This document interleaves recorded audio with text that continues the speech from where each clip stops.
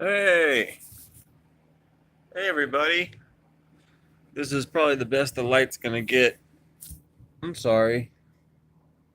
Trying to do things in the most pleasing fashion to the viewer.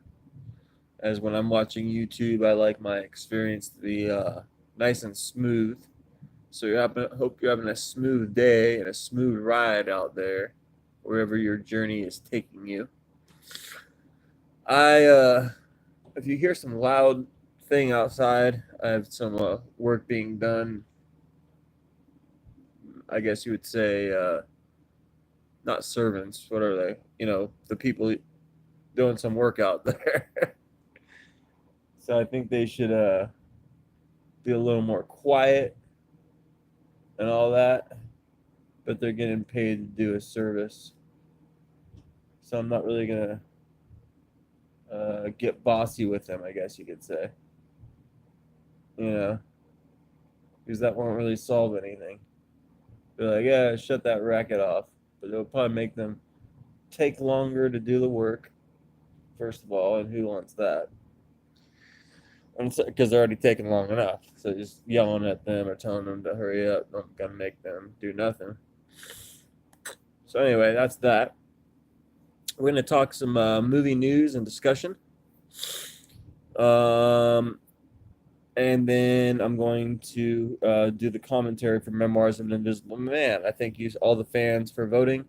It was 53 votes for Memoirs of an Invisible Man, so that's quite an impressive tally.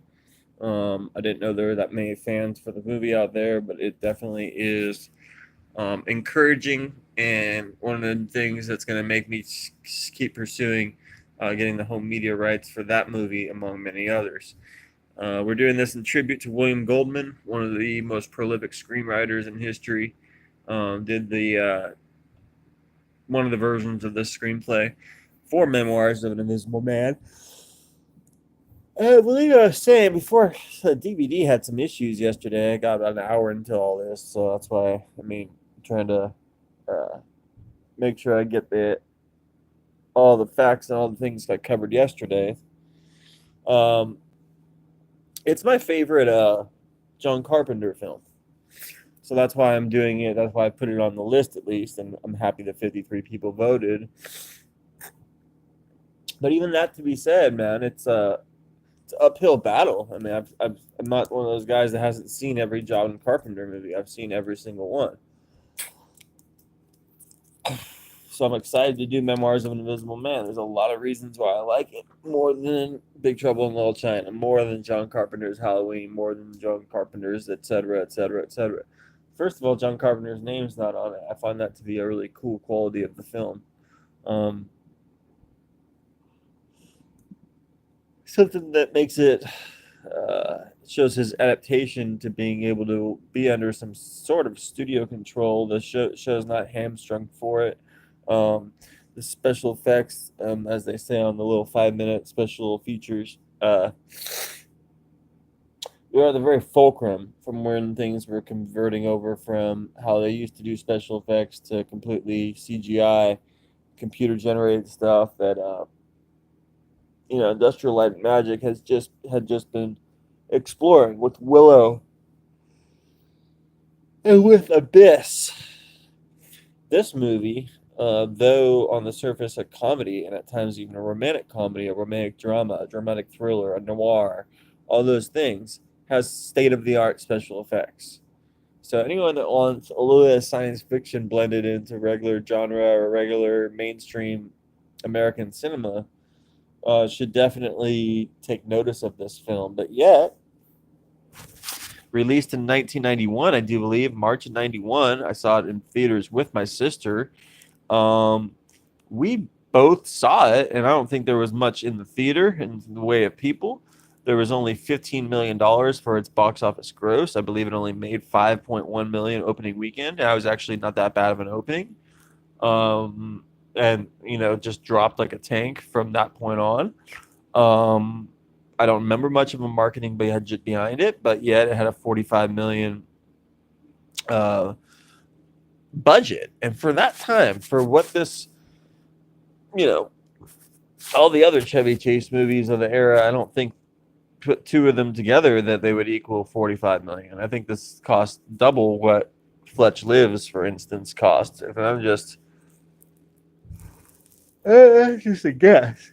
That's just a guess. I know for sure Fletch 1 probably cost only a quarter of what Memoirs of an Invisible Man is. And that's to be, there's only a couple special effects scenes in Fletch, whereas the majority of, the second and third act of Memoirs of an Invisible Man is highly, highly composited or CGI or. So it's an expensive movie for the time, and it's well worth checking out. So I hope that you all have your copies synced up out there, but you probably don't.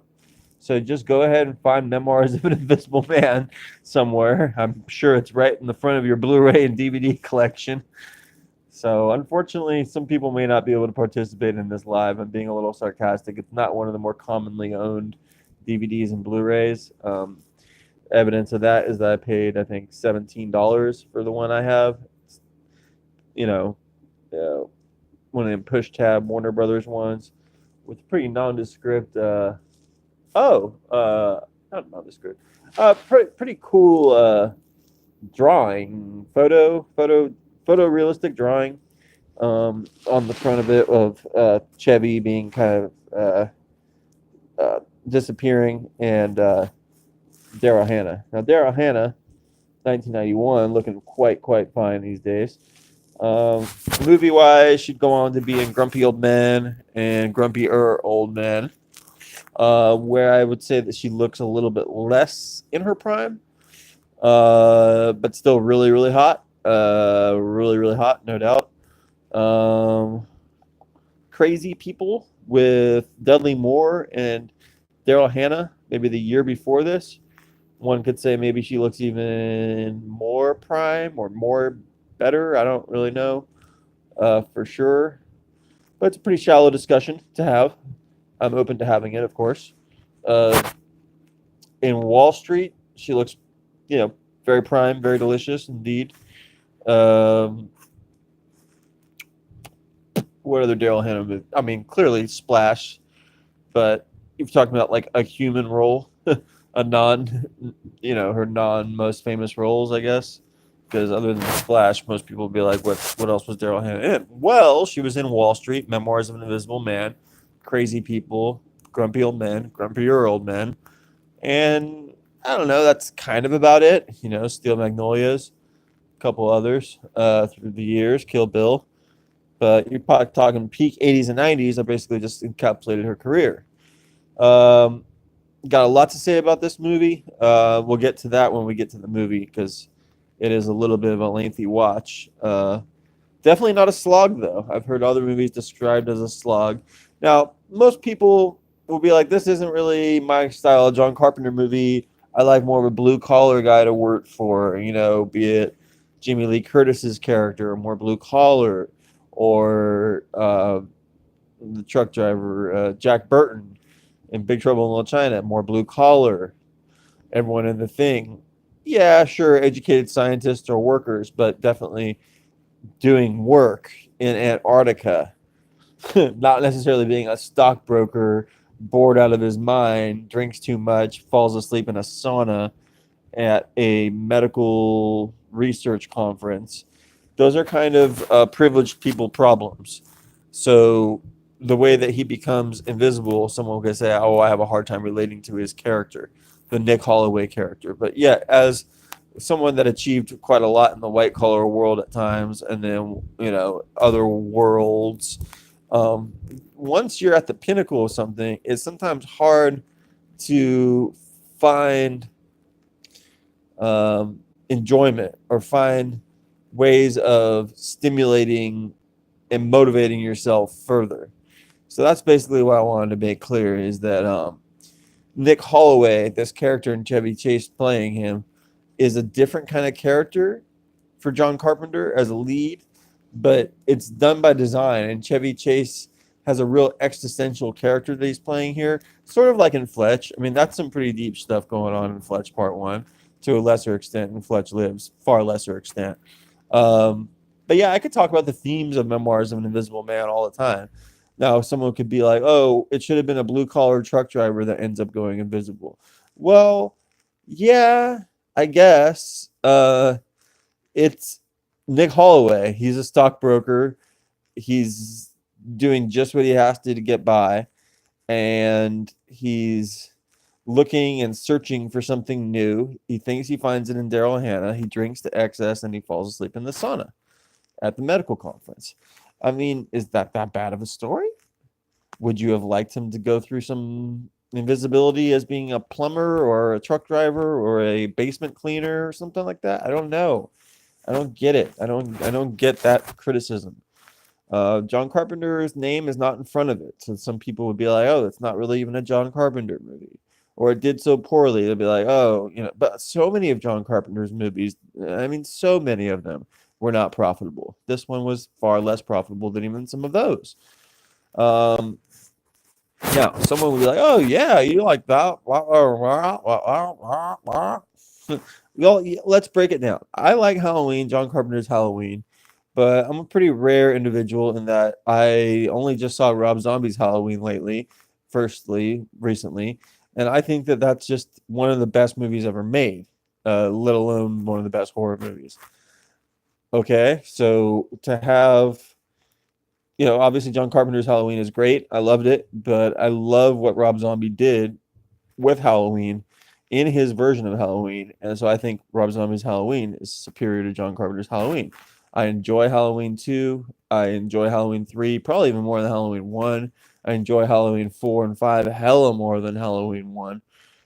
So my tastes in the John Carpenter Halloween filmography are all over the place. And in 2018, there was an abomination called Halloween that came out by David Gordon Green and was disgusting, and it made me basically want to leave the theater.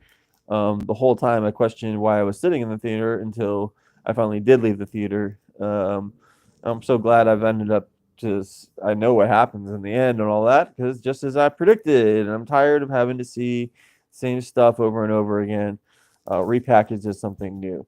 Now you say something like Rob Zombie's Halloween was doing the same thing. I say you're sorely wrong, my friend. You're sorely wrong. So we can agree to disagree. Oh, Rob Zombie's Halloween. John Carpenter's The Thing. I love it. I saw it for the first time, probably as a young movie watcher back in back in the day, like 2001 or 2002. I had a great DVD, great experience watching it. Started playing a video game based on it. I don't know if it was either for PS1 or some other system, PS2, perhaps PS3. I'm not sure. I don't remember. I literally don't remember where I played this. But it was the Thing video game. I think John Carpenter was involved in it. And I find that game to be a really cool experience. It's not the kind of thing I've ever want to be like, oh yeah, I'm gonna turn in and watch The Thing. I own The Thing. I have it on a great. I mean, 3 out of 4 movies on it are great. It's John Carpenter's They Live, John Carpenter's Village of the Damned, John Carpenter's what are we talking about? The Thing, and then very bad movie called Virus, I believe, was on there as well. So yeah, clearly I like The Thing. Clearly I like Big Trouble in Little China. I saw that at 5 years old in the movie theater. I remember the experience of watching it. Watched it hundreds of times since. I like learning about the making of it. Sometimes I don't like learning about the making of it. I like to kind of keep it as an experience, as like how I knew it at the time. Um, and it's for so many different reasons that I love it. But I think it's hard to really rank these movies. I love Village of the Damned. Been loving Village of the Damned quite a lot the last couple of years. But I think all in all, in terms of rewatchability, because I've seen Memoirs thousands of times, I think uh, I find it to be a very deep movie. I find it to be a very um, takes you into the practicalities of what it would be like to be an invisible man, and what it is like to be invisible in general. As a metaphor and all that.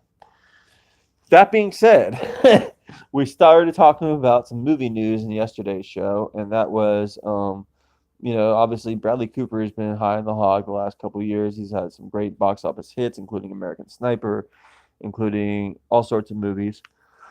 Uh, Obviously, Daniel Craig doesn't do a damn thing outside the James Bond franchise that makes a dime. So, he's not going to be back after the next movie. So we're not talking about the movie coming up.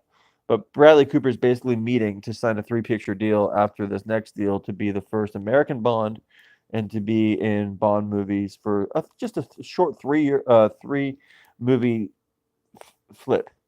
So I don't know why, but it's not getting reported. I have it verified from Deadline and Variety that they're quote unquote sitting on the story.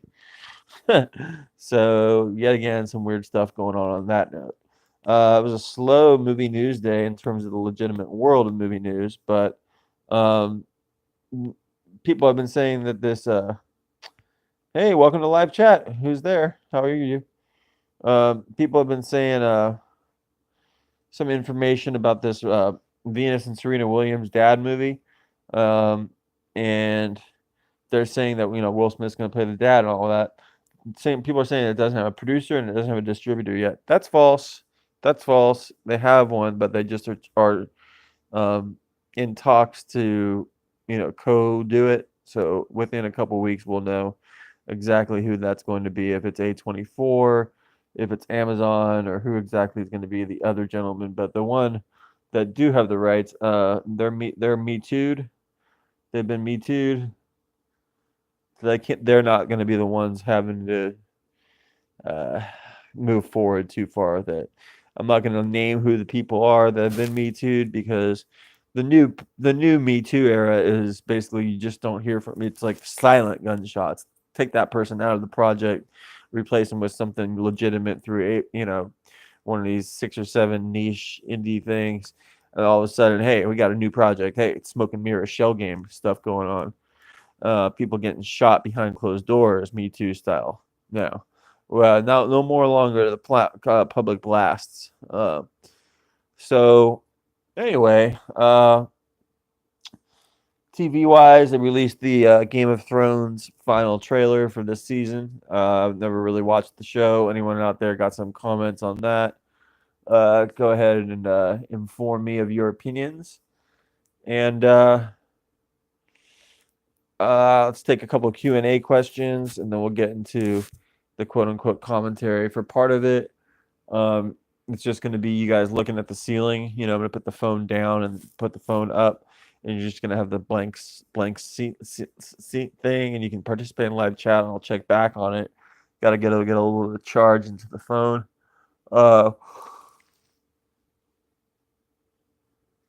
a really weird question I got from I guess since there was someone that was watching me in Australia the other day, and they may have referred me to someone else or whatever. I'm starting to get all these questions from Australia, and I really appreciate that.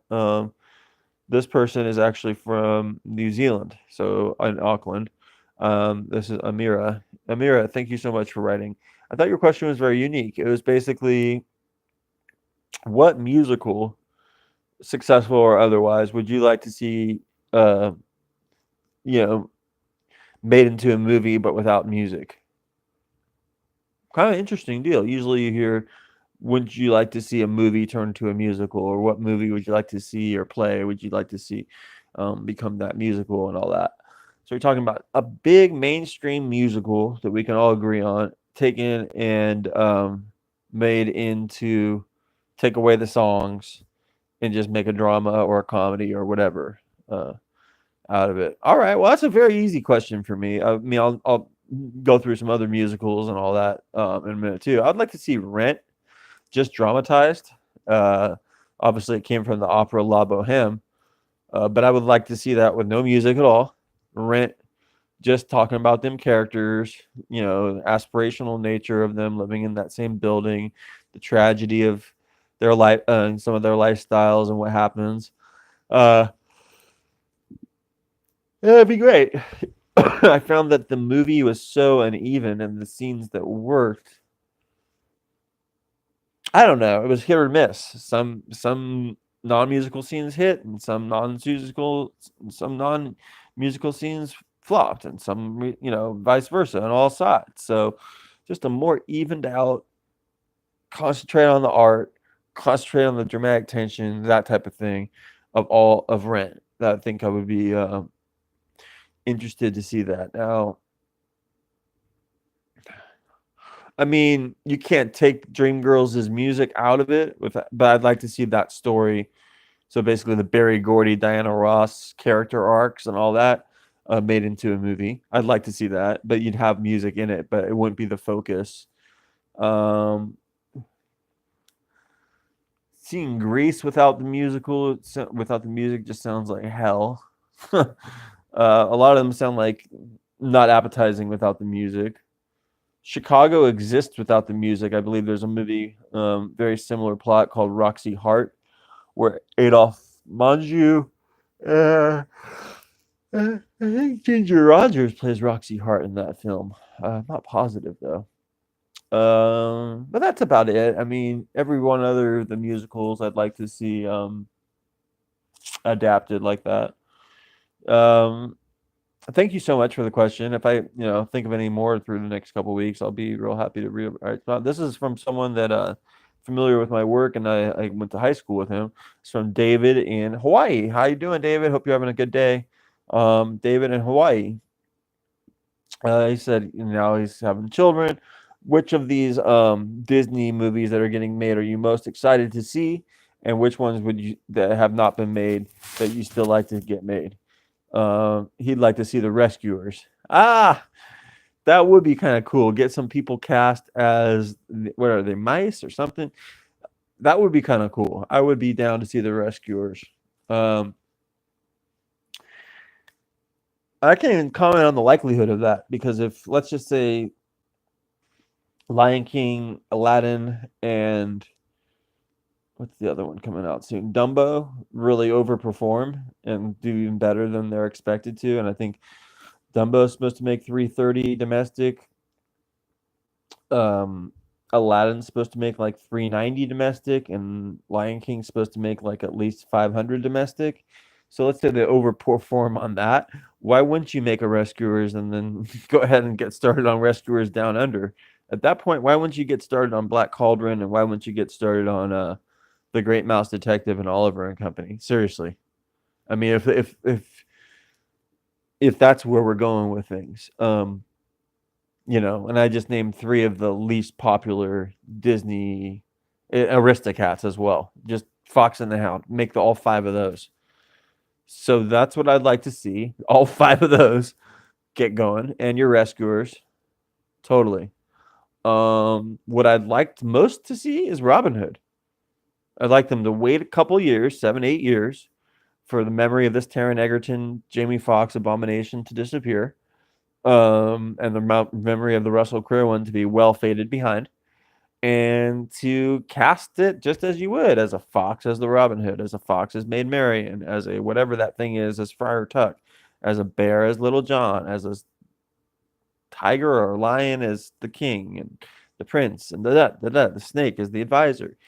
Get that going. Make like a Jungle Book version of Robin Hood, because that's what that's what Robin Hood is. It's awesome. I mean, it's anthropomorphizing animation that never really occurs in any other. I mean, Sleeping Beauty is not told with animals. Think about it. Robin Hood is a very, very, very cool combination of everything. And to make a Robin Hood animal movie where the fox is maybe running around upright, shooting arrows and shit, and maybe you get like, I don't know, Ewan McGregor to play him or something, why not? Or some younger person to play him. I don't know. The idea of that fascinates me, especially if Lion King's as good as everyone thinks. Jungle Book was like a perfect situation. Yeah, so that's how I'm thinking about that. I'd like to see Oliver and Company as a live action as well. The one thing I heard Pardon me. The one thing I've heard, and it was going to be a Netflix movie before this whole Disney Netflix friction started happening so much. So now it must be moving to Disney Plus or whatever. Is a Lady and the Tramp live action movie, and I haven't heard more words about that lately. So, looking for more of an update on that. Does anyone out there play Stratomatic baseball? Do you enjoy it? I got quite a league that I've created that is for sale on the Stratomatic baseball website. So if that's something that you're interested in, you want more information on, just go ahead and let me know, and I'll provide you that information. I'm trying to balance this out.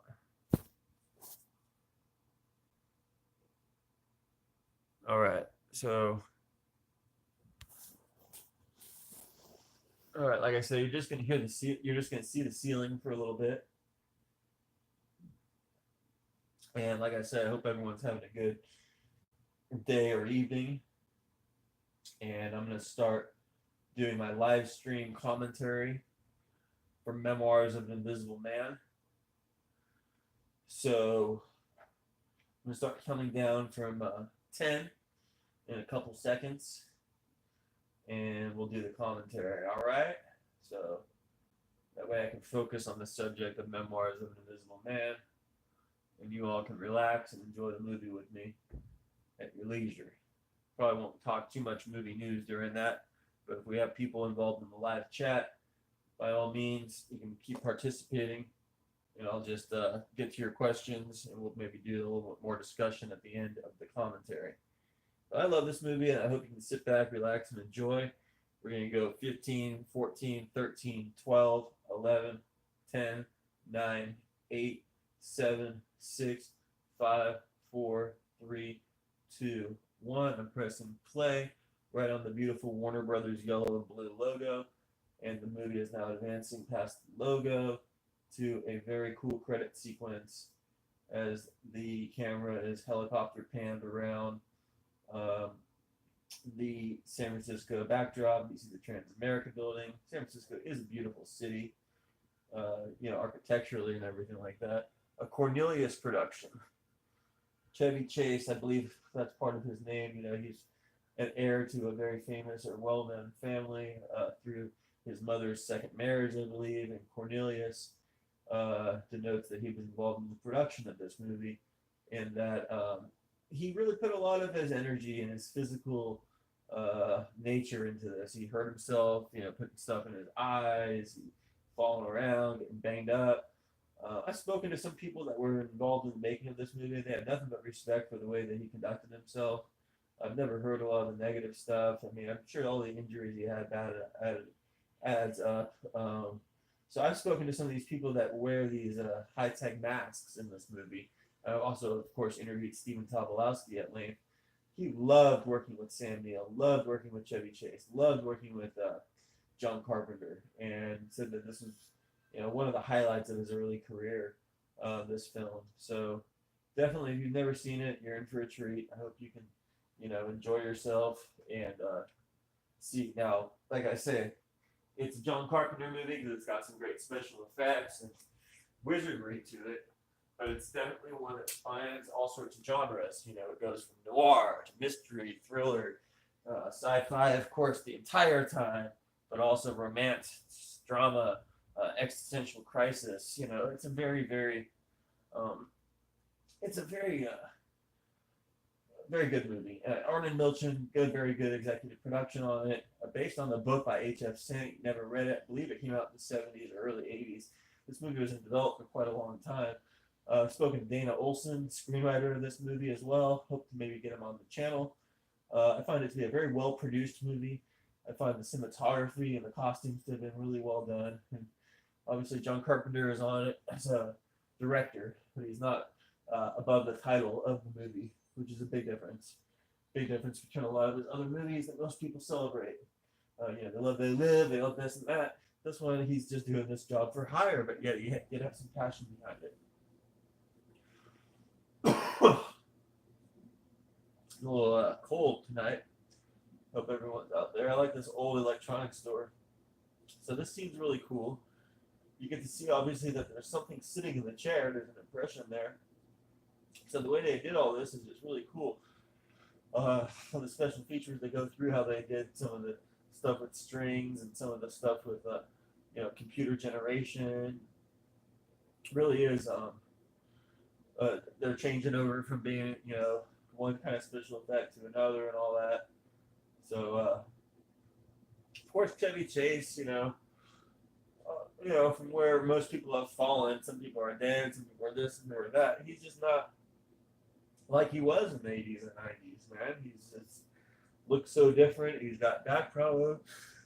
He's kind of does these kind of selfie-facing interviews sometimes. He's like he plays these game with the media. It's like, oh, people won't cast me, and then when he's cast, he's gets in these situations like how he got with Community and all that. But I don't know, man. You gotta love his work. And here you got it. Here he's got all sorts of messages from this great secretary who's basically bailing him out of situations left and right. Got this Nick Holloway character, just doesn't like his job. He just doesn't like the worthwhileness of what he's doing. He can be making whatever money he's making. He's just not performing and wanting to be motivated at this position. He's searching. So it's an interesting character.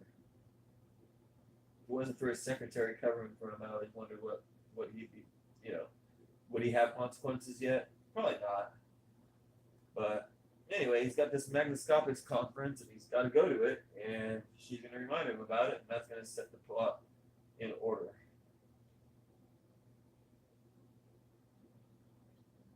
In fact,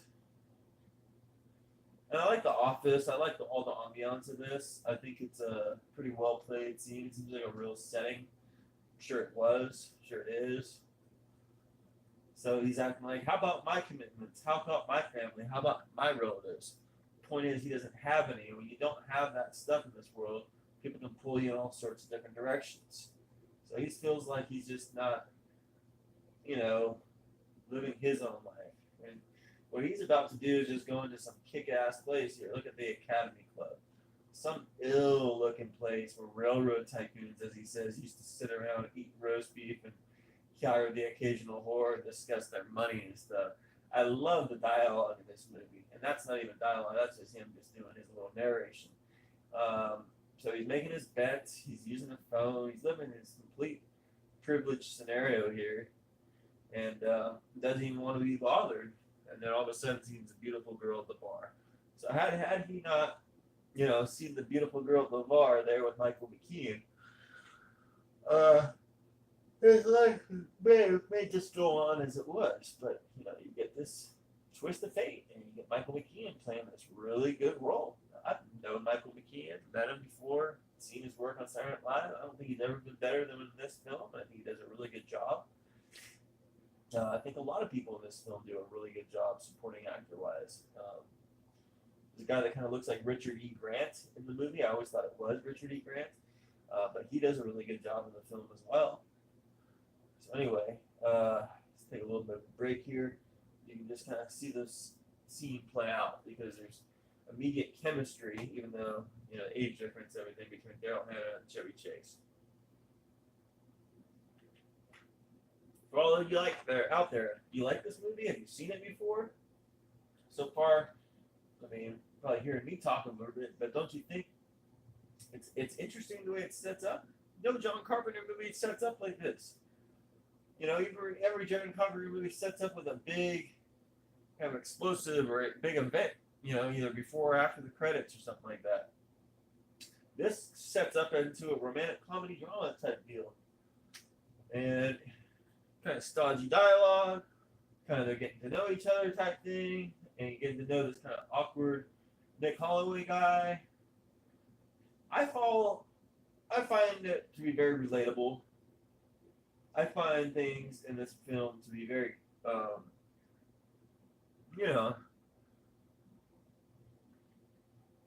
if this was at a truck stop when these people were there, yeah, it wouldn't make sense. This is their life. They're there talking about their careers at this athletic club or whatever, and that's just the world that they're living in. And if he doesn't go to this thing that's going to happen to him, where he's going to end up becoming an invisible man, then his life may very well just keep going on like this. Talk about college basketball games. Oh, what's your career like as a documentarian, and this and that. The kind of stuff that people don't get the chance to do when they're invisible, basically. So that's why I find that this scene, people would say, oh, it's kind of boring. They're just talking about music and TV and shit. But they're not. It's more about this is his last day as a human. his last night as a human being, and he's not able to consummate his relationship with her because she's got something else to do at night, which I thought that was always odd. Even as a boy, I'm 10 years old. I'm like, where is she about to go? Because they're all macking up in the restroom. They go start macking, and then she says she got to bang out. She got to what do you call it? Not bang out. She got to go. She got to roll out. I was like, what? All right. So anyway, like that's something I thought was a little odd, and I still think is a little odd. But he's, gives her a space. Okay, she got some other date. She got something else going on. But then he don't handle it right. He go back to the bar. He drink too much, and then that's why he drinky so much. He go back to the Magnoscopics and has to take a piss or has to go sit down for a while. And ends up lying down in a sauna. That's a presumptuous reason. You'll see in a couple of reasons when we get to the point where he's in the sauna, lying down at a company where he was just barely even invited to give security clearance to go watch a medical conference. So that part is interesting as heck. But it just goes to show you his state of mind, kind of the entitledness, and also, hey, I put a heavy one on last night, I tied one over, and I gotta go sleep it off. And got this boring medical conference. I'm gonna go to the sauna. So basically, this part's awkward. He thinks he's gonna be going home with her, and he's gonna bring her to Fiorella's, and then she's like, "Hey, I got something else going on. I gotta go meet somebody." So that always throws me in my, I'm like, what? You can go meet somebody? What do you mean by that? But he handles it a lot better than anyone else probably would. And so she says, "Hey, Nick got plenty of time." Thinking like this, she definitely wants to see him again, but she got to keep him at arm's length. And looking forward to seeing him next week, which he can't show up, obviously, because he's invisible. So it's interesting. Hopkins is like, okay. So he gets driven out to this Magnoscopics lab. And I find this scene to be funny. He's trying to make small talk with people. I like the map painting background. I like the whole way that this whole setup is. When I've spoken to Stephen Tobolowsky, he did tell me where this part was filmed, but I found it. I don't remember what he's told me. They call this area that he's in Santa Mira, like they do in Halloween 3, and they do in the Body Snatcher, Pod People movies. So I find that kind of what do you call it? Where it all comes full circle, or they're still using, giving the reference to that. I find that to be really cool.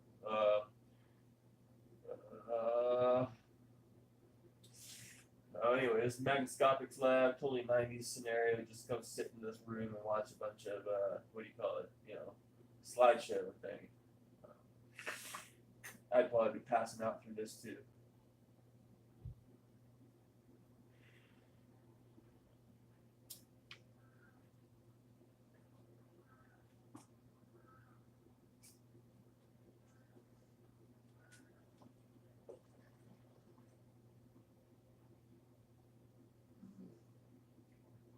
So for all you that see this movie before, how many times have you seen it?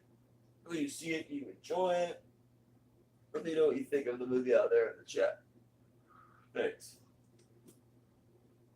Some of the stuff I like about it is how some of the people from other John Carpenter movies have little cameos in it. In fact, the guy, kind of white-faced guy that ends up with the other chick in Big Trouble in Little China, he plays the cow driver. You'll see him in a couple minutes.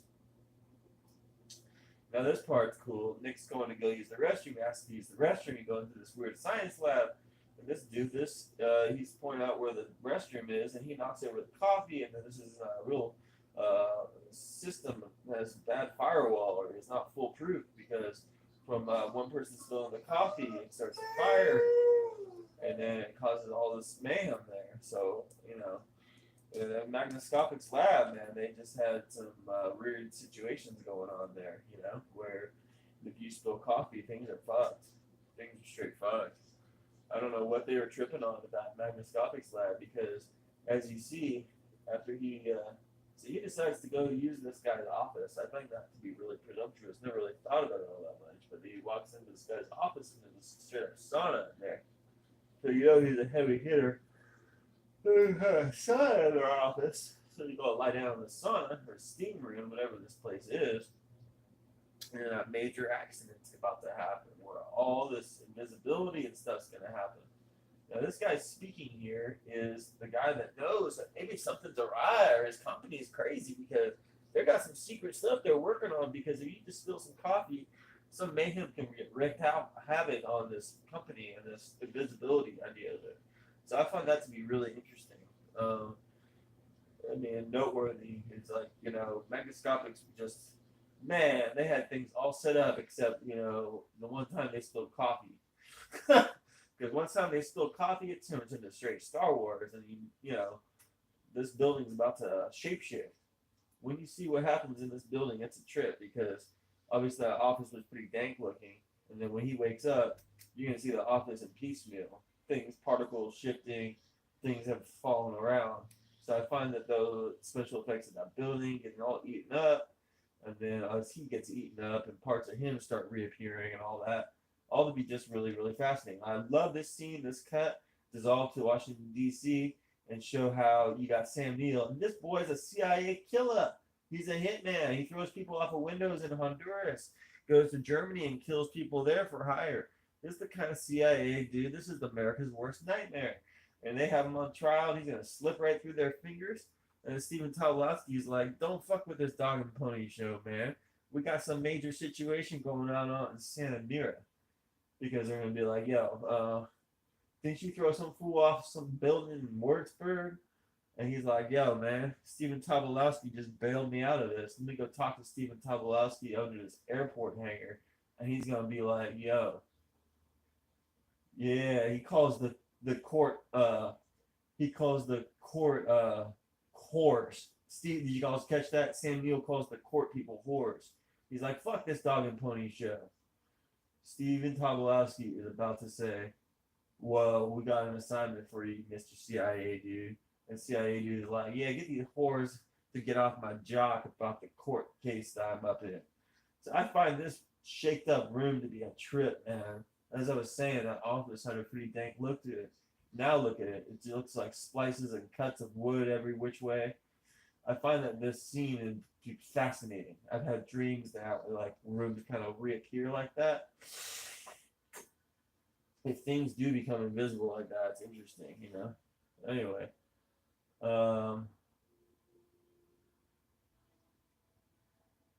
Wow, look at that. The building's just kind of hanging there.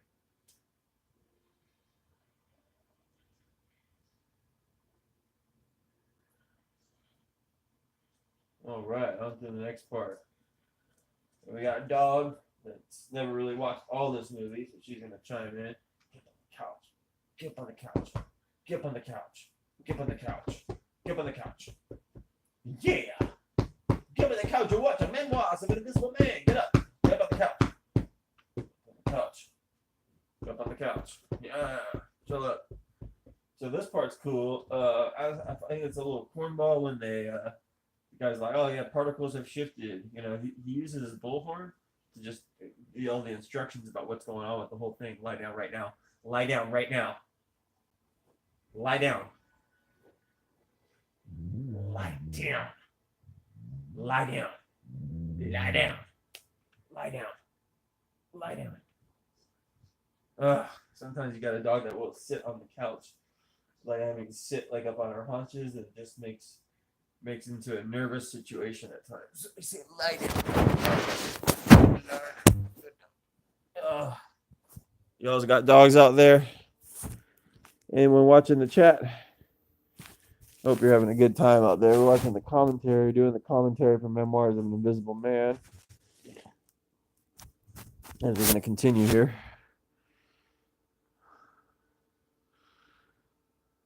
So, I don't know.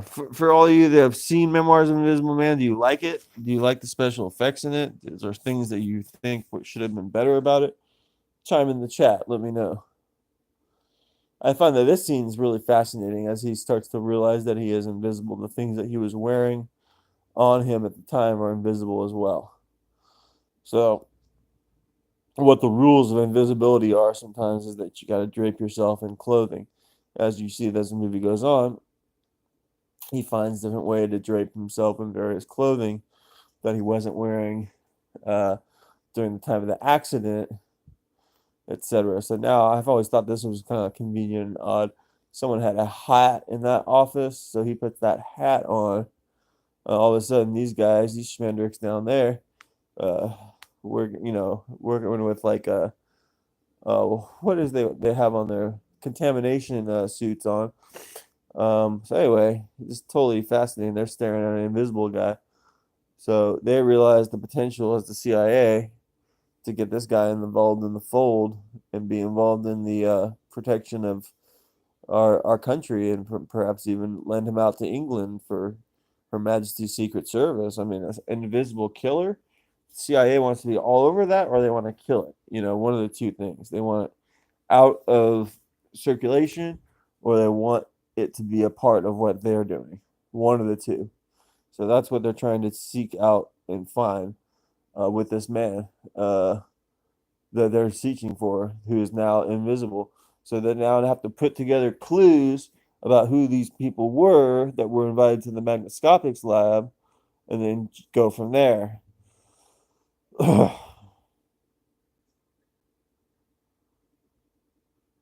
So they have him here, but clearly, the movie's a long movie. He's not going to get caught for the night here. If are new to the world of watching movies or nothing, he ain't going to be caught here. They say that they're about to do different experiments on him. He overhears that. He's gaining consciousness. He don't want to be experimented on. He just wants some answers as to why he's invisible. We got a real good situation going on with this movie now, where he's now trying to piece together what happened to him and why he's invisible, and they're going to do everything in their darndest to make sure that he stays within their fold, and they can either A, eliminate him, or B, get him to work for the CIA. So that's the movie. And if you're not down with that plot, I don't get it. I mean, I could see why you're not down with maybe his character to begin with. He's not blue collar. He's different than some of the other John Carpenter protagonists. But if the second and third act don't get you, then I don't know what will, because that's a pretty existentialist crisis. You're at the wrong place at the wrong time. You end up turning invisible, and then the government's chasing you the rest of the movie. That's pretty fucking cool. They're either going to try to kill you or get you to work for them, depending on your attitude and depending on basically how your aptitude is to avoid getting away from them. Because if you start making their life hell, they're going to kill you. But if you just turn yourself in, they may, and I stress may, have ended up putting him at least to some surveillance use in the CIA or something. Maybe not actually the brutal killer, but as an invisible man, you could be fucking useful as shit in the CIA. Useful as shit in the CIA, useful as shit in any branch of anything. So it's only when he starts becoming really, really difficult, is my mind, is when I think that they really are trying to kill him. Now, clearly, Sam Neill's character, I guess, is trying to kill him the whole time. I guess that's what they're trying to say, is that guy's just a little bit more imbalanced.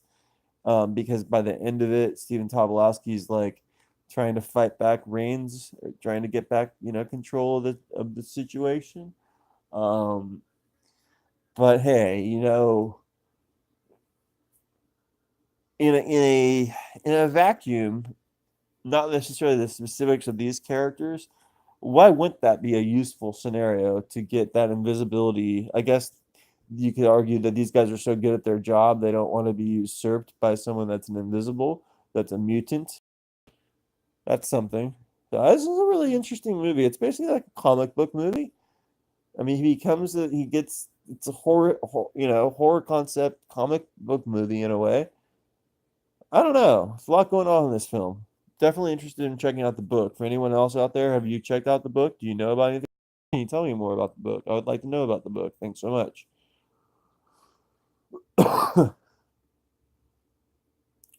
Yeah, there's one thing I don't like on a commentary is when it's quiet. So if you hear me talking a lot, I just like to make sure that the movie has commentary, as opposed to when people just sit there and don't say a damn thing. Forgot he was invisible. He's running and running. I mean, sometimes when we feel invisible, or sometimes when we feel just like running, it's fun to run. But when you actually are invisible and you are running and a car can literally not see you and you're going on highways, that must be panicky. making, panic making, and that must be very hard to deal with existentially. And when you're going far distances and then you forget that you're invisible and then that whole truck scenario just happens, that must be something that you'd be like, oh wow, I wish I could go back to how things were before I went into the magnascopics lab. So once again, I gotta charge the phone. I was just checking to see if this is live chat, anyone participating, but I'll go ahead and let the phone charge so then I can talk a little bit more on camera in a little while. The longer I don't charge it. Anyway, I love this scene. Anyone ever seen this part in the movie? I'm sure it's, you know, not necessarily a famous. It's not a famous scene, but it's a cool scene. He steals the guy's cab. Now, how does he steal the guy's cab? He hits him over the head with the not steal the cab. He kind of mugs this guy. He bangs it over his head because the guy's kind of talking about how he just got fired and he's all drunk or whatever. So he basically conks him on the head and then uses his body to hail the cab and then kind of leans the guy into the cab and is going to get to ride the cab because of this situation. Now, the guy says, this cab driver, he's the guy from Big Trouble in Little China. And then he ends up with the other chick.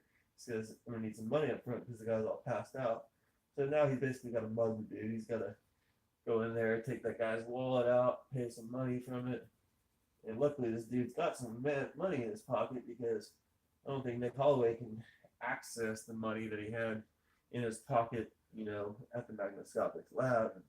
Probably may not have had too much money with him. Who knows? I don't think cabs took credit cards back then. In fact, I'm pretty sure they didn't. Those machines only really came in, probably the mid-90s everywhere. It might have been at some places, but judging by the look of that cow, I don't think you can pay a credit card in that cow. So he's using this guy to get him to get dropped off at his particular house or an area near his house, or because he's thinking he can just go back to his house. And that's what anyone would think, but then obviously that the CIA is going to look at the roster of the people that were at the magnascopics conference, and it's going to be a matter of time until they figure out who he is. So that's what I find is that there's a ticking time clock, kind of like The Fugitive in this movie. In fact, this movie reminds me of a lot of The Fugitive. I've never verbalized that before, though. Just thematically, there's a lot to it. Both working professional men that are basically wrongfully accused and have to be on the run for the majority of the movie. One trying to be invisible and one actually being invisible. So if some people don't like this movie, they don't think it's funny and all that, just enjoy it more as a thriller or an action, because it basically is. It's Chevy Chase doing something like how he was doing in Foul Play, how he was doing in other movies. But I guess by the 90s, people just were tired of giving him the benefit of the doubt about some movies doing good and some movies not being good, or some movies being more like Funny Farm and some movies being more like whatever the fuck, Three Amigos, maybe some of the stuff behind the scenes with Chevy Chase and this and that. I guess, if you put Memoirs of an Invisible Man out in the early 80s, I mean, shit. It would be a huge hit. It would have lesser special effects, though, but it would have been a huge hit. I definitely believe that. I think something had changed in terms of the public accepting of Chevy Chase. And I don't know when that changed, but maybe this is the movie that did it.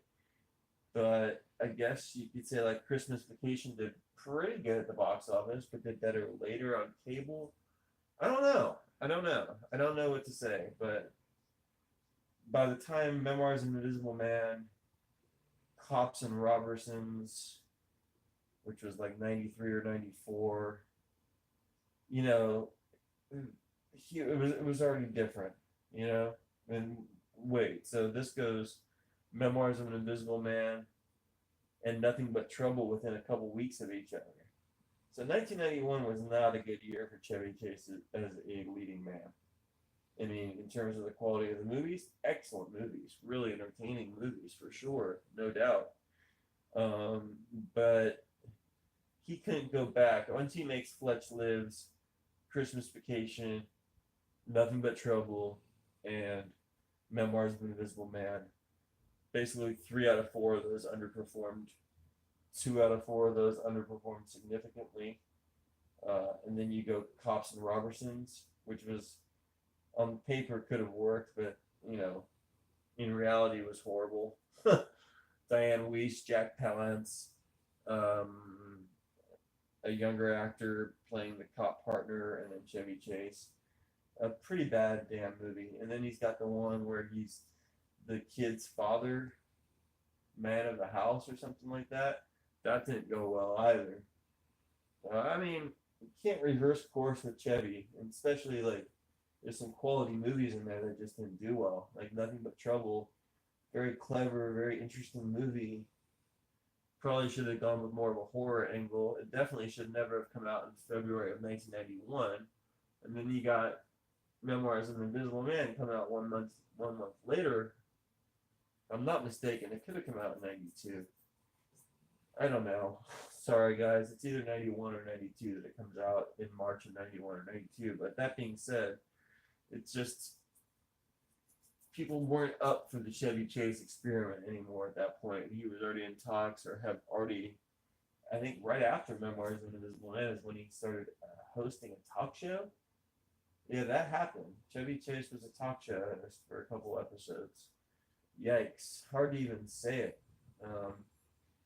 But yeah, this is when things become kind of a nightmare scenario. He can't digest food properly. He can't do this properly. Sleeping, I guess he can't. He's seeing his eyelids. He says at one point in the movie. So being invisible, you can't see yourself holding the phone. I felt that they could maybe put more of these effects where yeah he's not there. You show what it's like being where you're not present, that you're there. So now the chase is on. They're calling around for him at work. They know who he is, and then within seconds, yeah, this part's awesome. You see the phone just sitting there. That's him.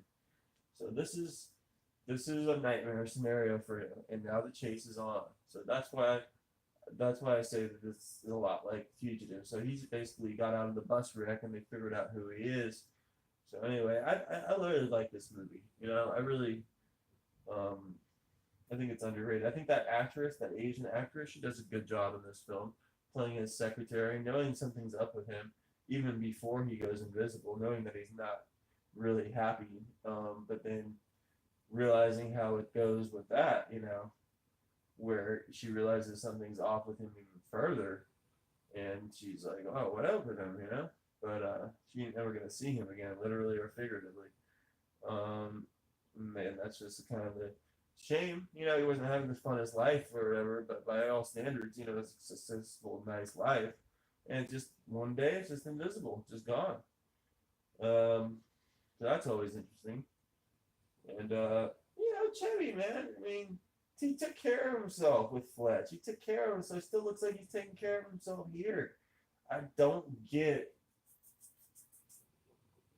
I guess all the back problems. I guess just kind of indulging himself too much. I don't know, man. But he looks like a different dude all of a sudden. Or not all of a sudden. All these days, all these years, and he sounds like he's trying to play the violin for him, not necessarily himself, but give the media what they want so much lately, and it's bothersome. I don't know if anyone's seen this, like a YouTube deal where some stupid ass and man, I don't like the media much. I don't like the print journalism media much, to be honest. But this print journalist gets invited to homie's house, Chevy Chase's house, and just basically lay around, talk about how what things went wrong. And I don't think that that's something that should be done. I think Chevy should just be keeping going forward. I know he played in that Burt Reynolds movie, the last Burt Reynolds movie where he played like Burt Reynolds' friend or something, and it was filmed in Tennessee. I'd like to see it.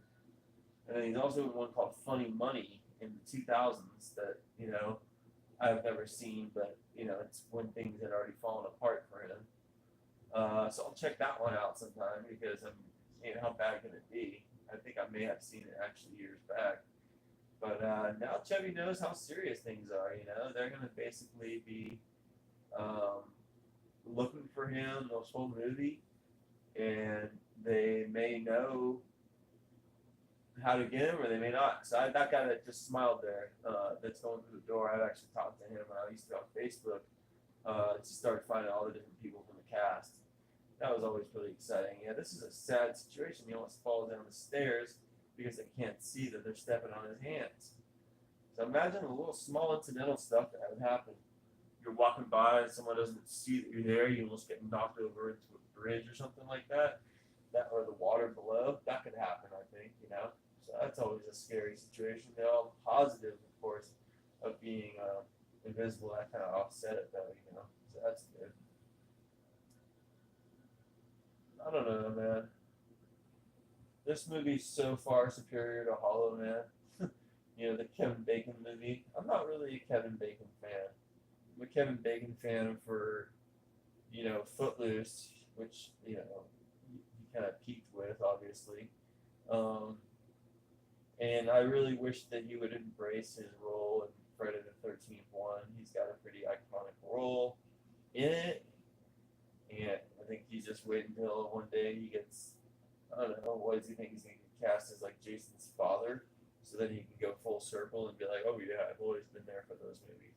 Or really he hasn't. I don't really care because I wasn't really cognizant of the Friday the 13th movies until like 2016 anyway.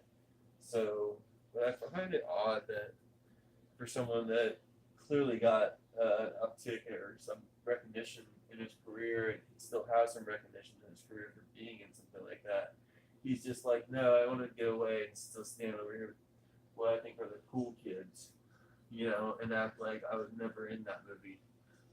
It's like you guys can stand over there and talk about Friday the 13th. I'm not part of that. Well, it's like, bro, you're in a gang and you can't get jumped out of the gang. Friday the 13th is a gang and it's a gang for life, and you're in it because you got killed in Friday the 13th one, homie. So you can act like you weren't in it all you want, but you were. And that's a whole other tangent and everything like that, but it's one of those things I feel very strongly about. And Chevy, I think, for his part, he's always been like someone that would talk about the movies that he was in. It's just now he's doing this dog and pony show because the media wants him to do these mea culpas all the time. So he, you know, indulges these reporters and they come by and do these think pieces about him, about his place in society and all that. That's like all a little bit too grandiose, man. What about Chevy just doing special features and commentaries and discussion about the movies that he was in? We can leave it at that, and he can go do another, you know, something akin to another Hot Tub Time Machine every 3-4 years. I don't know, man. Don't get the hoops that he's been made to jump through. And I don't get why, I mean, it's hard to take care of yourself and all that. I don't know why he's, you know, fallen into the trap of being, you know, what the progressives try to stereotype an older white guy like that into being. I don't think he's that at all. I just think that that's what they're trying to make him, and he's almost like happy to oblige at this point. And if you're happy to oblige, that's never good. Because you just look at the guy that he is here versus the guy he is now, it's just apples and oranges. I hope he can still stand up and fight for himself, because that's what he's doing here in this movie, and he does in so many of his movies, and that's why we like him. We like him in Fletch. He stands up and he fights for himself. You like him in Fletchers. He stands up and he fights for himself. You like him in these various movies where he stands up and he fights for himself. In Vacation, European Vacation, and all these movies, he stands up and he fights for himself. He may not be the strongest. He may not be the smartest. He may not be the funniest. He may not be the most adept at what he's doing, but you know what? He stands up and he fights for himself. And that's what I want Chevy to be doing for himself, is to stand up and fight for himself and make no apologies. Be like, you know what, Donald Glover? You're a little punk bitch. You always trying to talk shit. You fucking can suck off. And like whatever I said to you in confidence, and we all make jokes, and you can shut the fuck up and quit acting like a little bitch. And like, you know what? I'm Chevy fucking Chase. I don't think Donald Glover's got a hit movie. Do he? Dude, Donald Glover got a hit movie besides when Lion King comes out this year? No, we ain't got a goddamn thing. I'm Chevy fucking Chase. Now back to the movie, he's starting to put together different things, so he starts calling up the microscopic lab dude. It's the one that was doing that boring ass lecture at the beginning. And he's like, yo, you know what, Magnascopics, dude? I'm going to show you something. Look at me. No, we don't call him up. We do research. And he comes dressed to this park, dressed like he's going skiing or whatever, because, the more clothing he puts on, the more he can cover himself up. And he goes up to this guy, Bernard Wax, and he says, hey, you know what, homie? I was up in your Magnascopics lab, up in that private sauna area, and I'm missing. I ain't got no body parts and whatever like that. So what's up with that, homie? and they're watching Bernard Wax, thinking that, of course, homie's going to try to get in touch with him. And what do they know? He's talking to him right there, right in front of their eyes.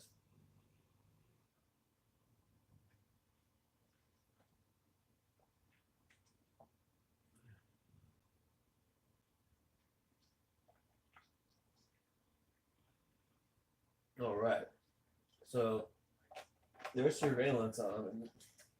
I mean, even before he starts removing his clothing and you see that he's invisible, this is a very strange scene. You got a guy looking like beyond a homeless dude with all these different ramshackle clothing all over the place, coming up and talking to the doctor in a panicked manner. They must start piecing together something's off. They might start piecing together something's a little off. This is a great scene. I don't have time. I want my molecules back. So then he sheds his clothing, and then they know, hey, we gotta go catch this fool again. We got this guy right there.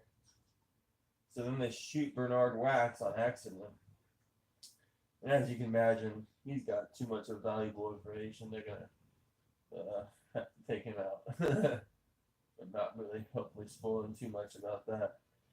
Once you realize that someone's invisible, you become someone that's got sensitive information that needs to be taken out. And that's brass tacks of it.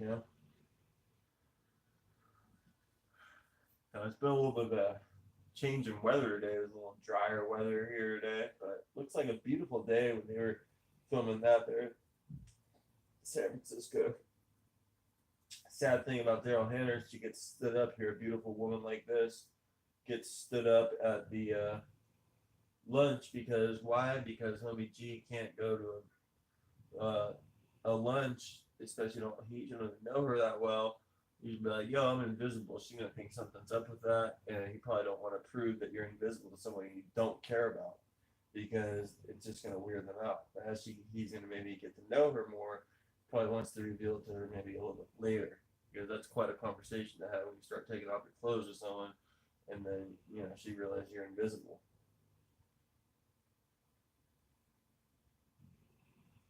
I don't know. So she ain't gonna be stood up and be like, yo, I'm leaving. She's gonna be like, yo, I got stood up. I'm having a menu. I'm gonna eat alone. I'm gonna eat. So bring me the food. So poor Bernard Wax. I always feel bad for this little scientist dude.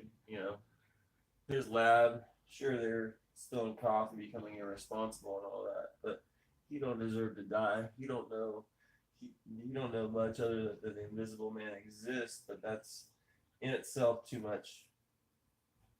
In itself too much. Yeah, everyone should want to know what were they really doing in Magnascopics. I find it hard to believe this is all just simply excellent. And then Bernard says he's aghast at this. There's an invisible man loose in the city, and then he wants to find him too. And he says, basically, you know what, bitch? That's not a we problem. That's a me problem. and he says, what are you gonna do? He says, it's not gonna hurt you a bit because I'm about to basically take you out, boy. And he's either gonna wipe his memory or he's going to kill him. And the reason why is that you already know he exists. That's too much. Never been married, both parents deceased, and are piecing together stuff about Nick Holloway. This guy basically already was invisible before he was invisible. Not exactly a workaholic. He plays fast and loose. This guy's just living his life, searching for something new. And you know what? Now he's got a new challenge. No emotional ties, no political beliefs, political interests. He's now ready to actually be invisible because he already was. Sam Neill was snubbed for supporting actor in this film. Should he have won for the award? No. I believe two people from Bugsy were nominated in 91.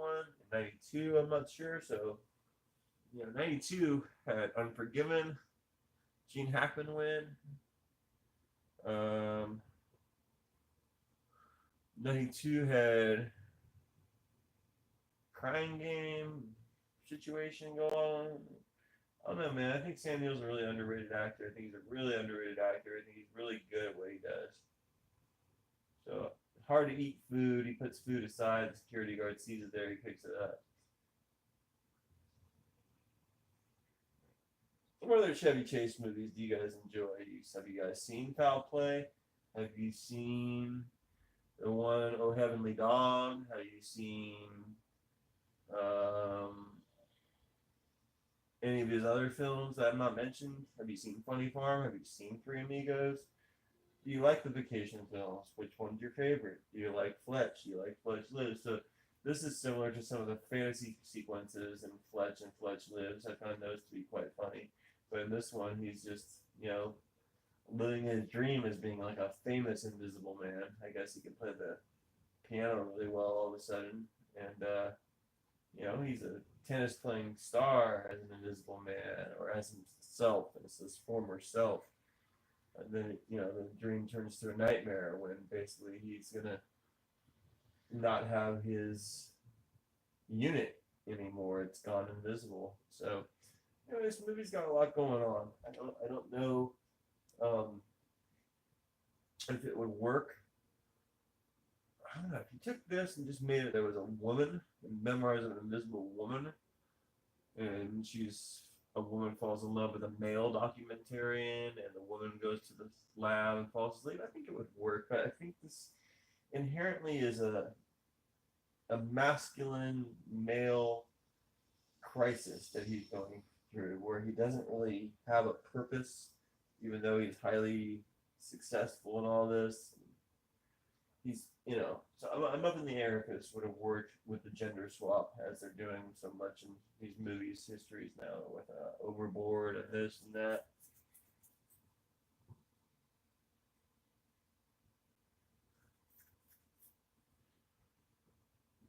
If you could put Chevy Chase in, I'm reading a Q&A question here from one of my viewers. We're going to do some Q&A questions during this movie, part of the movie, because, why not? If you could put Chevy Chase in any role, any other comedy role that someone else has played, either successfully or unsuccessfully, where would you put him? I would put him in the role of Steve Martin in House Sitter. Steve Martin does good in House Sitter. Steve Martin does, great in House Sitter, let's just say. But I always thought it would be an interesting swap. You just put Chevy Chase and L.A. Story and Steve Martin in House Sitter. I mean, it sounds like sacrilege, obviously, because L.A. Story was written by Steve Martin, but just do that. I'd like to see an alternate universe where that happened. Sure, Steve Martin can still be involved in the writing and everything of L.A. Story, but he can no longer star in it. And then, Mick Jackson can still direct L.A. Story. But yeah, I'd really like to see Chevy Chase play again with Goldie Hawn and do House Sitter. It really worked, Steve Martin and Goldie Hawn, for sure. I don't know. Something that's always just kind of been bubbling in my head. But what about for you guys out there? You got anyone else that you would like to flip out or, exchange out, all that type of thing? 1 for 1 or 2 for 1, anything like that? This is a great scene. Great scene. Works on the silence, so hopefully you can just see it for yourself. It's basically Chevy Chase been stalking him all day, and then he decides to kind of crack his leg knuckles, and Sam Neill realizes that, Chevy Chase is sitting right in the office. Nick Holloway's right there. They're about to have a really interesting conversation and scene together. And so Sam Neill is very malevolent, very cunning, very good at being this high profile CIA guy. And he's now locked the door and says, "Welcome to this guy." And now Nick Holloway, man, he's in for it, you know? He's really in for the situation. So he's trying to endear himself to him, say what's it like, how you get invisible like that, what a trip, all that kind of stuff. He's not to be trusted.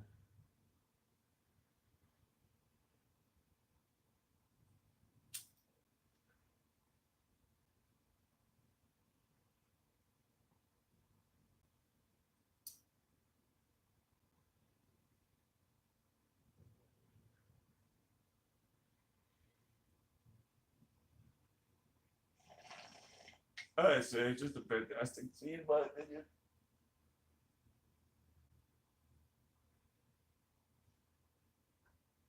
A really good scene.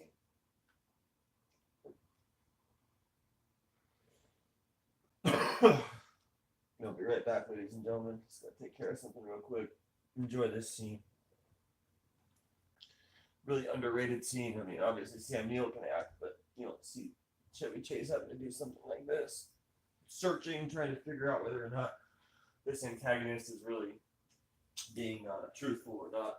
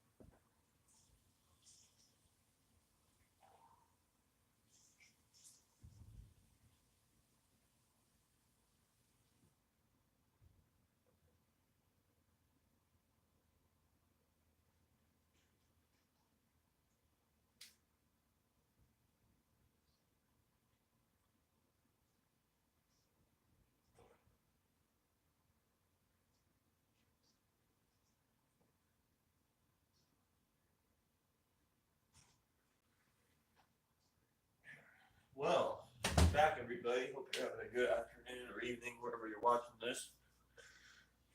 You've seen Memoirs of an Invisible Man before. I hope you enjoyed it. If this is your time that you're rewatching it, giving it another chance, I hope you're enjoying it on the second chance. Because this is a very good scene. Very good scene. This is one of the strengths of the picture, in my opinion. Oh man, it's quite cold out there. I hope everyone's enjoying their night, day, or whatever, like I say.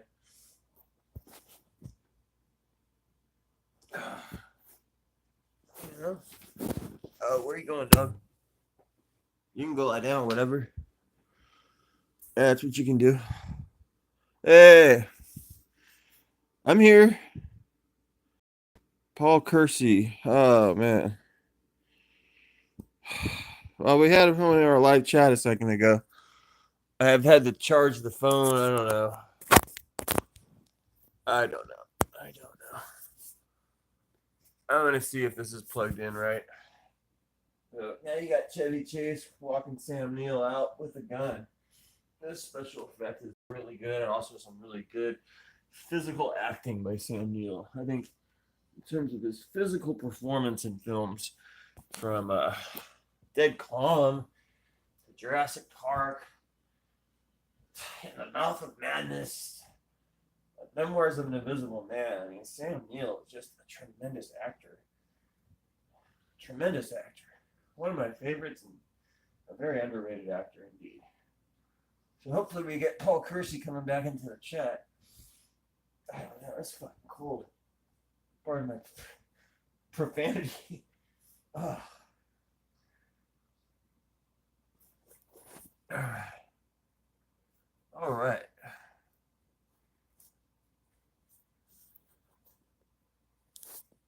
I think that's good. Can you all see me?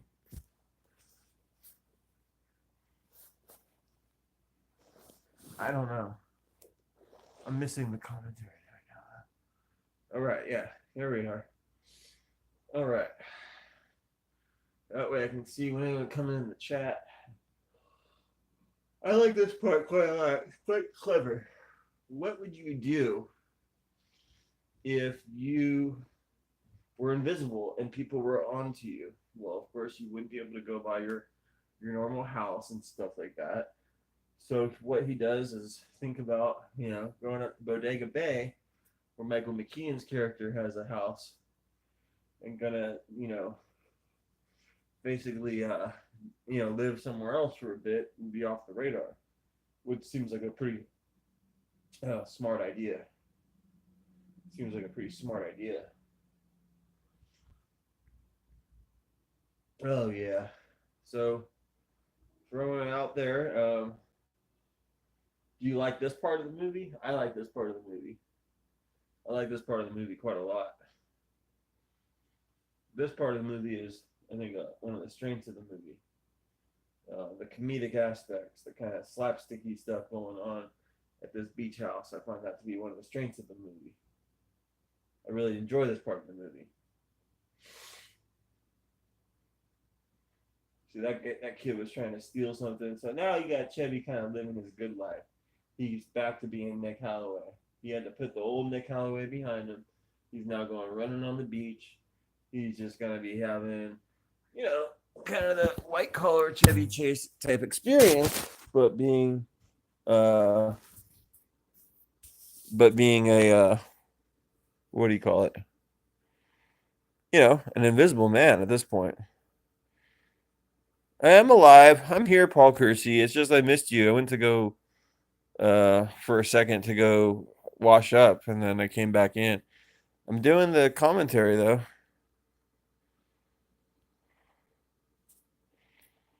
Um. Oh, that's way too bright. That's way too bright. I'm gonna turn that down. That's way too bright. It's bright in my eyes. That's one thing, if it wasn't right in my eyes, but it's too bright. So now we're getting visitors. Michael McKean is going to be coming with his wife, a guy that looks like Richard E. Grant, and additionally, Dale Hare is going to tag along. And this Richard E. Grant kind of looking guy. No, it doesn't really look like Richard E. Grant. He's just kind of a British dude. He doesn't really look like Richard E. Grant. It's kind of like Carrie Ellis. So anyway, I like this part quite a lot because now he's being infringed on again. He's got his perfect little house and situation, his little setup where he's chilling and watching, he's making sure that he's enjoying his life there and being invisible. And they're in Bodega Bay and learning how to be invisible. All of a sudden, you got four normies showing up, Mr. British dude, Daryl Hannah, and then Michael McKean and his wife. So that's kind of a situation that he's going to now have to deal with. It's a beautiful house, kind of Victorian Bodega Bay style house, up in the north of the Bay Area, north of San Francisco. To be more specific. It says low battery again, everyone. I'm sorry. For whatever reason, I've decided to re-angle things lately, and even though the plug is not over here, I don't know. I'll plug it back in a couple of minutes. Just want to settle in. I should just plug it back in. That's stupid.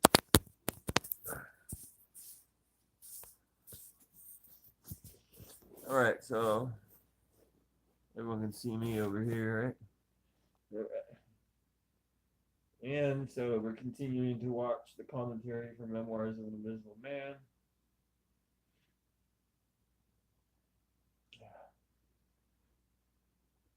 Michael McKean is not known for anything but comedy, but here he does, some serial comic little scenes. And right there, he just kind of realized Chevy Chase is in the house, or Chevy Chase is, whatever. So now they're talking about Nick Holloway, and he's sitting there in the room. I like this scene. It's quite funny. They're basically saying that, Chevy Chase did some white collar crime, ran off with all this money, that they all work in the stock market.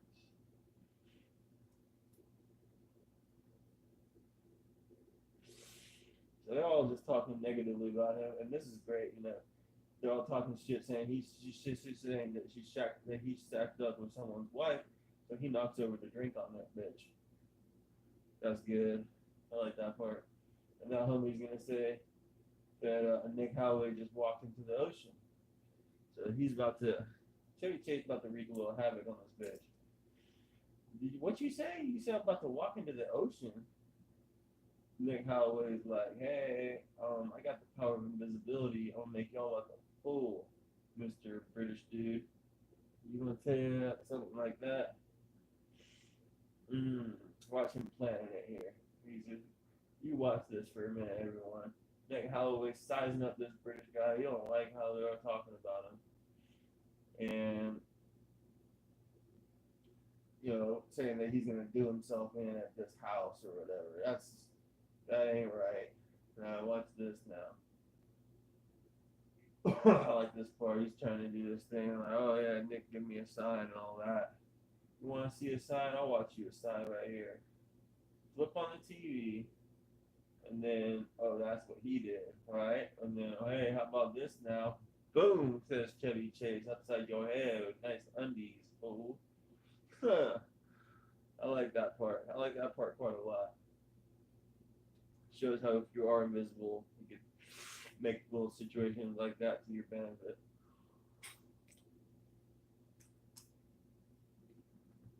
Anyone out there feeling a little sick lately, having a little bit of throat or flu issue,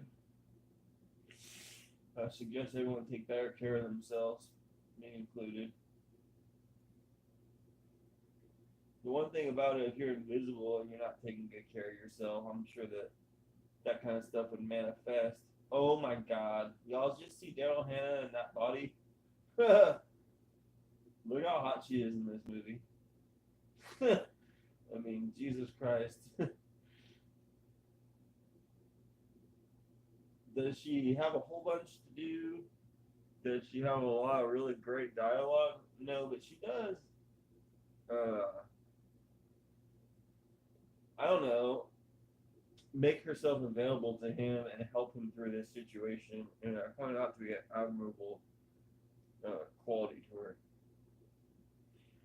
And whether their bond is like eternal or they end up together at the end credits, spoiler alert, but like, because they're living in, this movie ends with him in Switzerland, spoiler alert.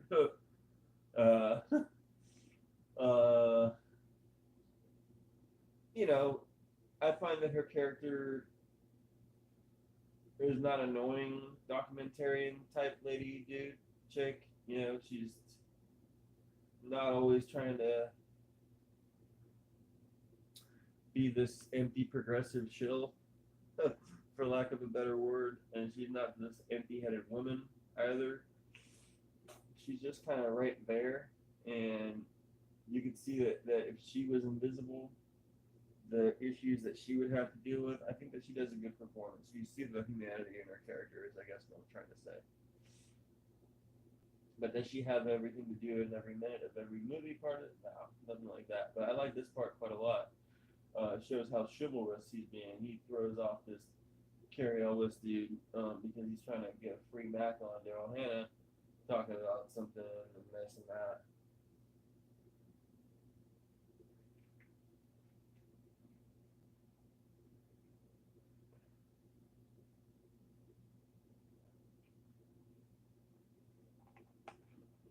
Enjoying a little bit of cranberry cherry juice cocktail. Very good blended beverage. I really do enjoy cranberry cherry juice. Tastes quite good.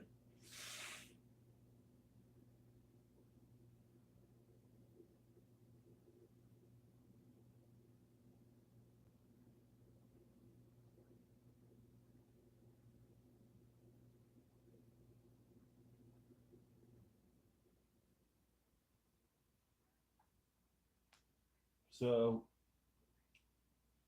um, a kind of fun, weird scene. I mean, it shows Michael McKean and his wife, I guess, trying to have a nice moment under the moonlight, but I guess it only lasts a moment. And Nick, of course, being invisible, can observe all aspects of their relationship, good or bad. But bad in this case.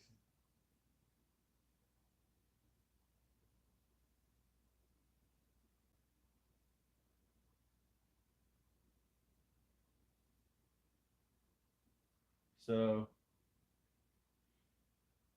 I mean, it's amazing to think that this movie only made 15 million at the American box office. Um, Now I guess we should talk about, the Universal Dark World, whatever. First of all, this is a Warner Brothers movie. So people can make an Invisible Man movie that's not part of the Universal banner. This was based on a different book or whatever. Are y'all excited for Lee Whannell's upcoming Invisible Man? Of course, they scrapped the Dark Universe idea, and now they're going to do just a couple different horror movies under the Dark Universe banner.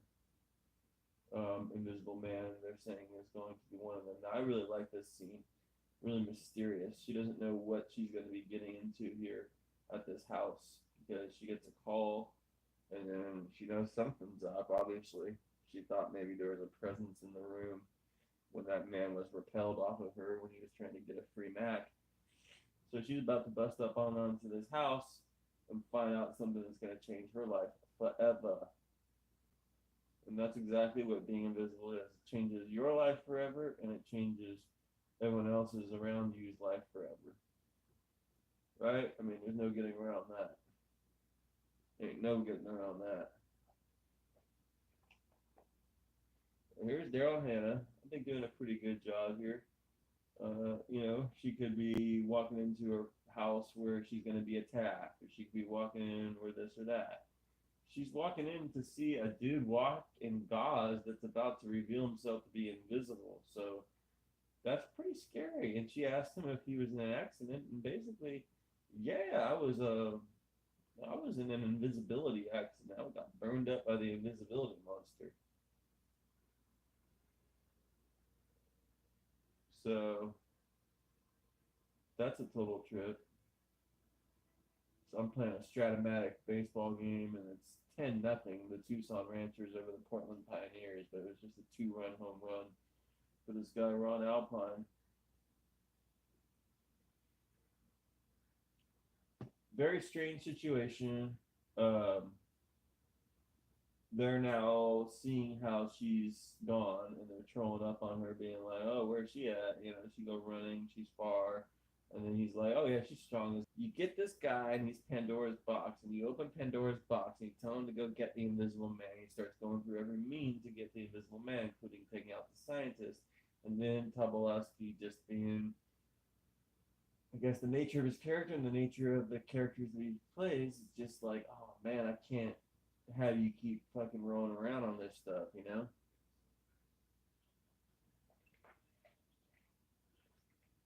He wants this guy so far outside. He wants this guy to be more contained, but you're asking a guy that breaks containment all the time to, what am I trying to say? To bring in this guy that's uncontainable. I don't know. I feel bad for Stephen Tobolowsky's character, but he should have known that it was going to happen. You can't rely on a guy like Sam Neill to get you out of all these jams. Anyway,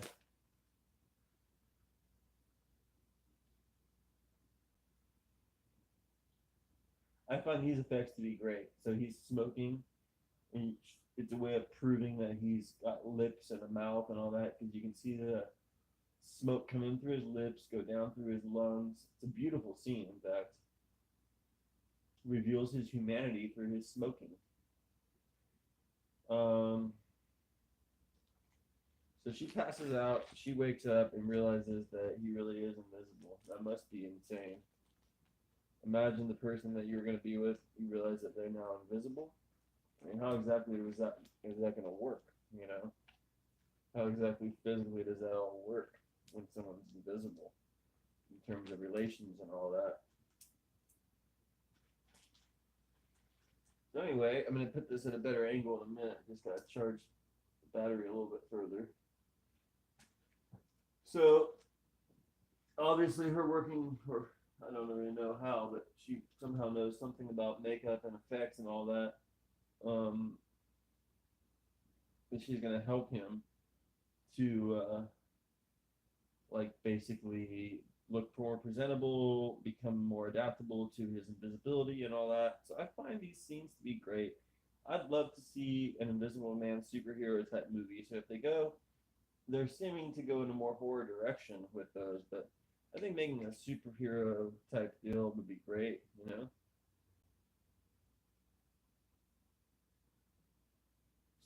Like how you can come to terms with the powers that you're getting and all that.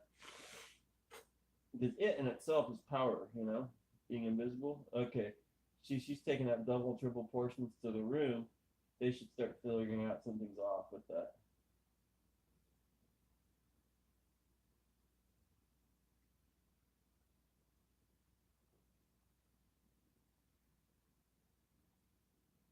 So he's like now telling her how to do the stock market. So I find these scenes to be a little odd.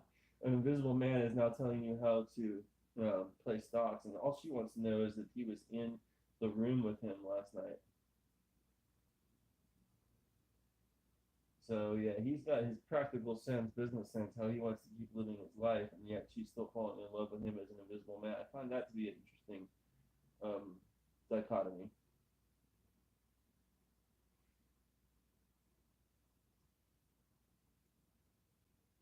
I mean, I really hope that people can enjoy this commentary regardless of when you're seeing it. If you haven't seen the movie, I think there's a lot to appreciate with it.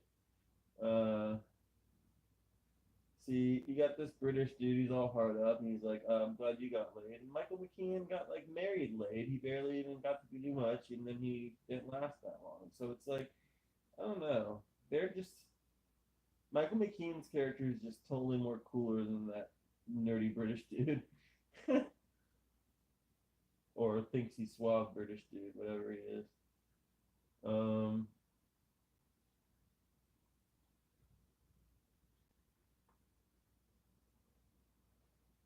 Anyone out there like those wasabi soy sauce almonds from Blue Diamond? I think they're pretty dank. And anyone out there ever want to help out the channel, you could go ahead and send those some of those my way. That'd be awesome. They're my favorite. I wish I could get a huge bucket of them because when you buy them, it's like $4 for just this small little pack. I don't even think they're that good. It's just I don't know. They basically taste like some aspects of sushi, so I like that. I definitely like that without the fish, of course. Um, Sorry for that little um, aside, but this part's cool. I mean, she knows enough about makeup to now paint his face on. I find this to be kind of cute, you know? It's like, oh, what do you want to make this invisible man look like? And she basically just, you know, gives him skin looking stuff. She could have picked whatever, made him look whatever color almost. So, I mean, I don't mean black, white, yellow, all that. I mean, like, different variations on that because he's awfully pinkish. I don't know. I love that you can see. I love the levels of invisibility here. That you can now see how Chevy Chase's face looks behind his face. And I love this scene. Obviously, he comes dressed like he's like Charlie from Charlie and the Chocolate Factory, Johnny Depp here, crazy teeth and all. I mean, straight out, this scene's just great costume design and everything. That's why I love this movie. I think it's got some great costume design in it. I mean, look at what he's wearing right now. It's outrageous. Seemingly simple, but not. Um, yeah, no one would think he's invisible right now. That's what I find to be pretty cool. Is they got all this stuff on him to cover up the fact that you can't really hold mass or hold things on yourself when so he's draping himself and all this stuff so that he's got some physical form. Pretty cool. So whatever people think, they definitely don't think that he's invisible. So now he's got part of his face disappearing because he wiped at his face. So these are the things you just can't ever really know are going to happen. You know.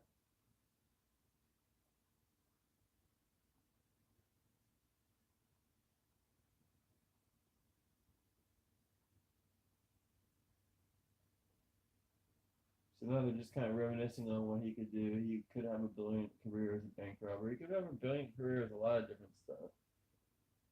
But it's scary to think that you're never going to be seen again.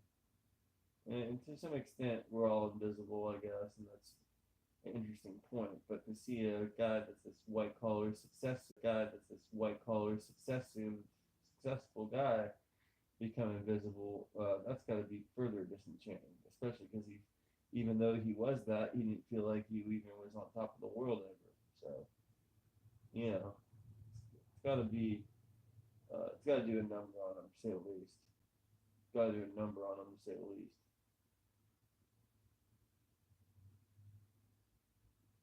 So anyone out there seen this movie before? Do you like this movie?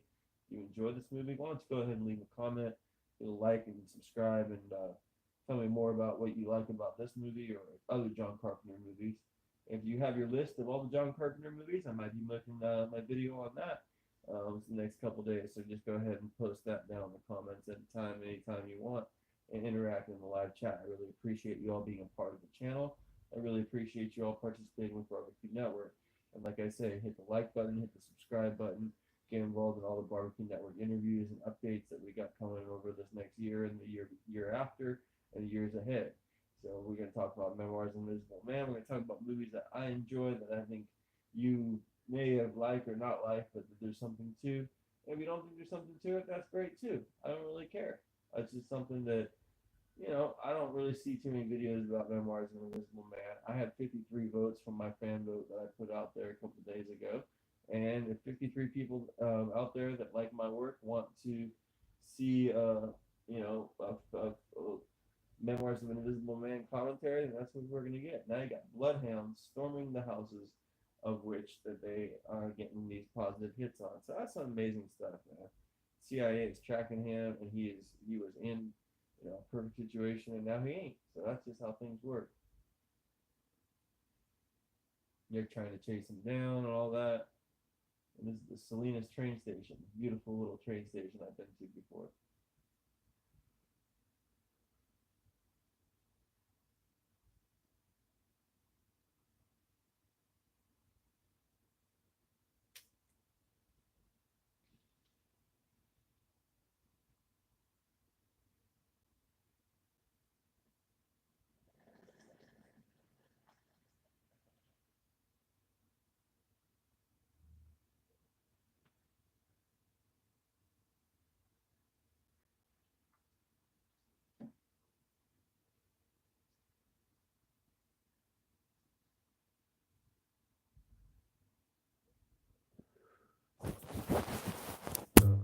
It's charged enough for a little bit.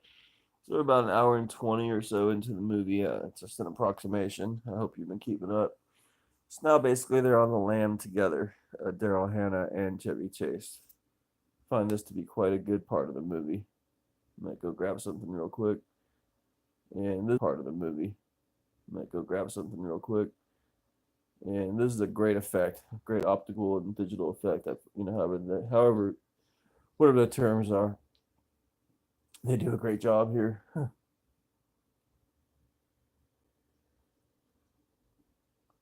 So everyone, if you haven't seen Memoirs of an Invisible Man, seen these effects before, then I hope you can enjoy them because they're pretty fucking impressive.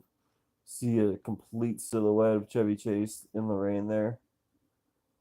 Very, very impressively done, especially for the time. Especially if it was even done now, that looks impressive. So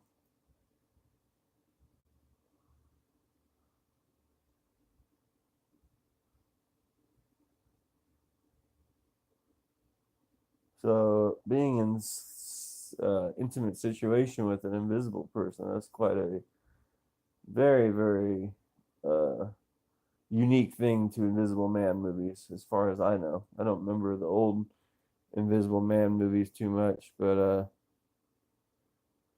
we had Paul Kersey come in through the chat earlier. Thank you so much, Paul. So glad that you dropped in, and it's really good of you. So, anyone else out like their like jalapeno poppers? I bought some at the local store. I'm super excited. I like this train sequence. Not a lot of great train sequences in John Carpenter movies. I find that him being able to do a good train sequence, a good well-earned train sequence, is hard to find in movies in general. I find them to be really good. I like this train sequence quite a lot. I'm gonna pop some of these poppers in the oven. Leave it at that. So, yeah, this scene's cool. I mean, one thing you should know is the CIA is pretty ruthless in this movie. So even though they may have a good plan, the CIA is kind of ruthless in this movie. So anyway, I really love Memoirs of an Invisible Man. I think it's an excellent movie.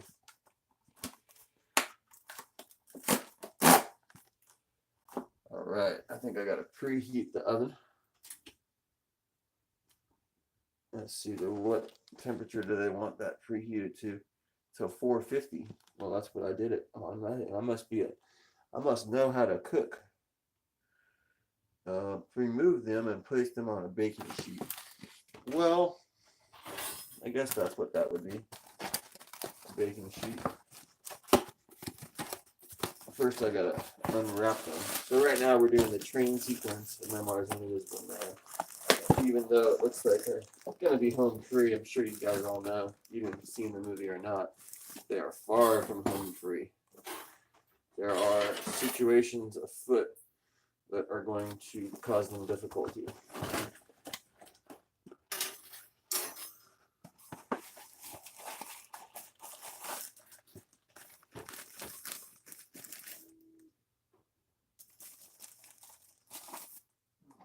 So I'll be right back in there to talk minute by minute for the movie, but I hope you guys are enjoying the movie on its own terms for a second. I might as well just make all these poppers. For the future, if you ever go to Walmart and you want to buy jalapeno poppers, probably don't, because I think it only comes with 8 poppers, and it was, I don't know, probably just buy them at Jack in the Box or what do you call it? What's another store that makes jalapeno poppers? Sonic. Any of them places, man, because them jalapeno poppers I just popped in there, I don't know about that. Let me sit here. It's rather cold. I love this train sequence. They come on the train with these crazy buttons. What do you call those? Those guns? The guns that have the targets on them. Man, fucking cold.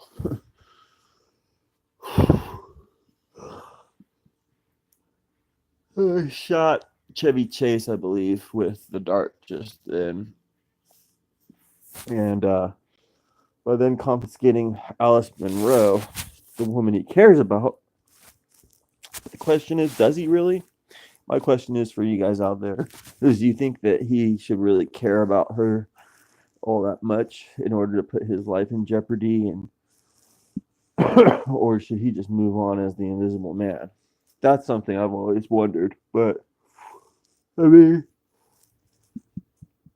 it's a very sweet thing for him to do. Very sweet indeed. Basically guarantees him some benefit of the doubt with her. But yeah, I mean, it's kind of a trip. You just basically, it's all right, doggy. You know, continue this live stream after after this movie. I'm gonna pop the dog outside, and I'm going to walk her around, and then I'm gonna answer some more Q&A questions. So that'll be exciting. I hope everyone's enjoying themselves out there in this tremendous movie. Bernard Wax's death is now in the papers. This guy, the CIA killer, is quite dangerous. Sam Neill playing him to perfection. Good dog. You're not an invisible dog. You're a good dog. Yeah. Yeah. Oh, yeah. Oh, oh yeah. So they have Daryl Hannah under control, and she can't leave. It's pretty awful, and she's like, pretty much well sums it up. Where do they find people like you? He is a real go-getter in terms of being a killer for the CIA, and that's not necessarily positive. That's not necessarily positive. So he's so good at doing his job, being a killer for the CIA, and trying to track people down. Is that right?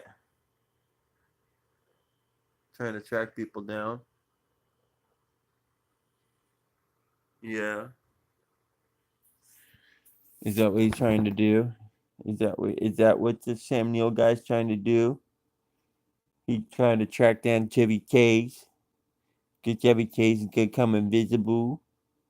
And he was at the magnoscopics lab. See, this movie's got a cool little story to it, I think. I'm sure the book had maybe a little bit more to it. I'm gonna try to find the book. It's kind of annoying that I don't know how to pop off the live stream to go look other stuff up, because ideally I would tell you more about the book. So one of these days maybe I'll review the book and compare it to the movie and all that. By H.G. Field, I believe. That's quite an odd name.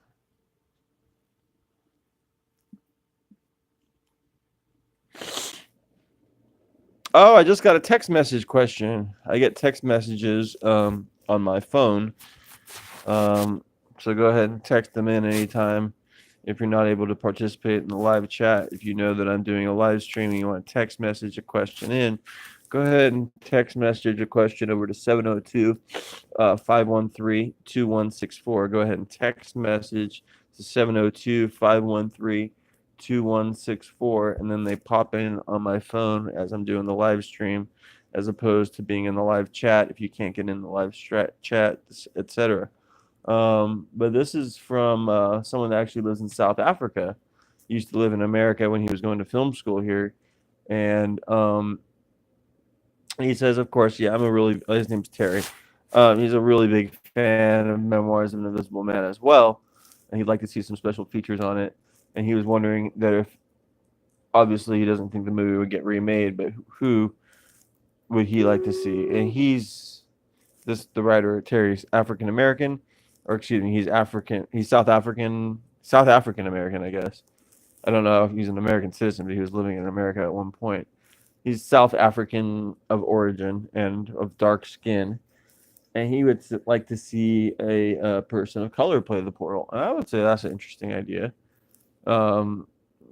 Perhaps even Lee Wanell will go in that direction for the Universal movie. I could see a lot of different people, maybe like even Winston Duke playing the Invisible Man role, maybe someone less of that stature to play that role. I think you'd be dealing with quite a lot there, So that's an interesting part. You all see that? Chevy Chase is basically kind of wearing some darker face complexion makeup so that he can pass for being a taxi cab driver. So that's something that if you did now, I mean, he's doing it to survive. So who wouldn't kind of put on ethnic face to survive, right? to literally survive and not get detected when you try to look like anything you have to in order to get away. But he's going pretty far there. He's got his whole African garb on and running through the streets now. Um, Definitely a pretty big set piece or pretty big action scene we're dealing with here when we got this massive helicopter. We already had multiple vehicles. We got interior of a helicopter now. We got a massive sequence here to end a finale, or to put the finale in the film. So, yeah, the movie's just, from start to finish. I wouldn't say it keeps you guessing, but it keeps you going. I mean, now look at us here. He can shed his clothing that he's wearing there and run down the street as an invisible man, just a face. Just a face, just invisible man running down there. I like that part quite a lot. I like that part quite a lot.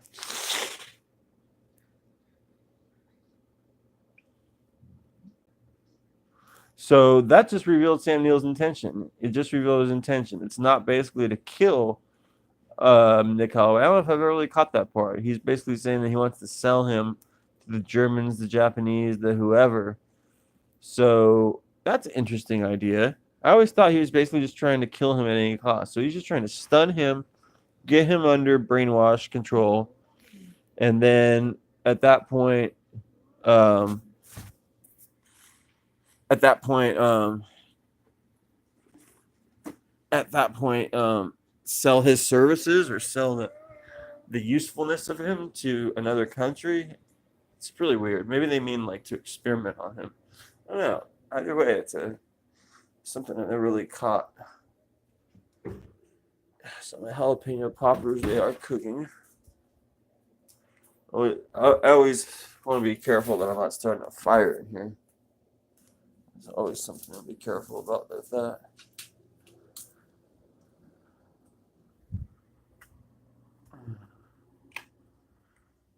Let me give her some food too.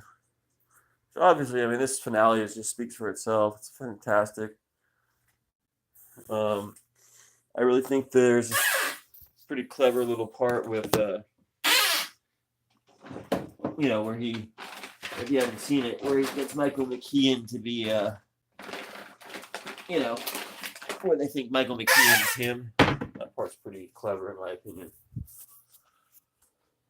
I've got a little bit more to feed this dog here. There you go. Now, I mean, what kind of roles do you want to see for Chevy Chase going forward, everyone? Do you want to see him maybe get a facelift and start getting like how he was back in the day? Do you want to see him in just kind of acceptance mode, how he's been lately, trying to get back in everyone's good graces with these stupid think piece interviews where he's inviting the stupid media to his stupid house so they can stupidly talk about all his stupid mistakes? Woe is me type stuff? Do you want to see him do more independent movies like he's been doing with, being in Burt Reynolds' final movie? Do you want to see him write a book? Do you want to see him kind of just disappear as he did for most of the 2000s? Do you want to see him what? What do you want to see from my man Chevy Chase? Get up on the couch. Come on, you big bubba. Get up on the couch. So, been having quite a lot of requests from people to get a walkthrough of the whole house and everything like that, and to do a whole thorough DVD or media collection update and all that. I'm adding to the collection every day, so I'll be putting together some videos over the next couple weeks. Can't make any promises of when that will be. I really appreciate all the interest in that. And yeah, I wouldn't mind seeing Michael B. Jordan play the fugitive. I wouldn't mind seeing Michael B. Jordan play the Invisible Man. I don't think he's going to play either role, but I wouldn't mind seeing him in those big franchise type movies. Those two additionals, or one of the two. The fugitive would be ideal. I mean, especially all the, because Harrison Ford kind of had a leg up. When you're white, you can kind of just mix in a little bit easier. I mean, it's just statistically true. So you can get Michael B. Jordan playing a fugitive, and he's the doctor, and his white, he's Dr. Richard Kimball now. Shit, man, that would be pretty fucking awesome. I don't know why it's not been done, except I could say I'm not involved in Hollywood. Otherwise, I would have done that, 5 years ago. So that way he's been cheaper to hire. Right now, you try to hire Michael B. Jordan. I don't even know what his quote is, but I'm sure it's pretty fucking high. I mean, he's well worth it. Well worth it. I mean, Creed 2, what did it make? What did it cost to make? 60 or 70 million? It made back its money. Made back its money. So I like this part quite a lot. Stephen Tobolowsky basically telling Daryl Hannah what's what. Saying you know, you gotta forget any of this ever happened. And she thought that he jumped out of the building, but it's actually Sam Neill. And then so that's how they end up together. It's so sweet, really, when it comes down to it. It's just such a good movie. It's just got such good heart to it. It's just got such good deserving characters. You really are rooting for them. There really is no doubt about it.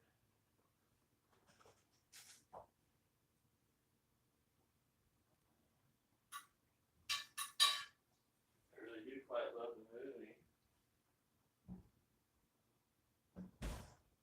Anyway, hope everyone enjoyed the movie. I thoroughly did. I mean, you can call me the world's biggest Memoirs of an Invisible Man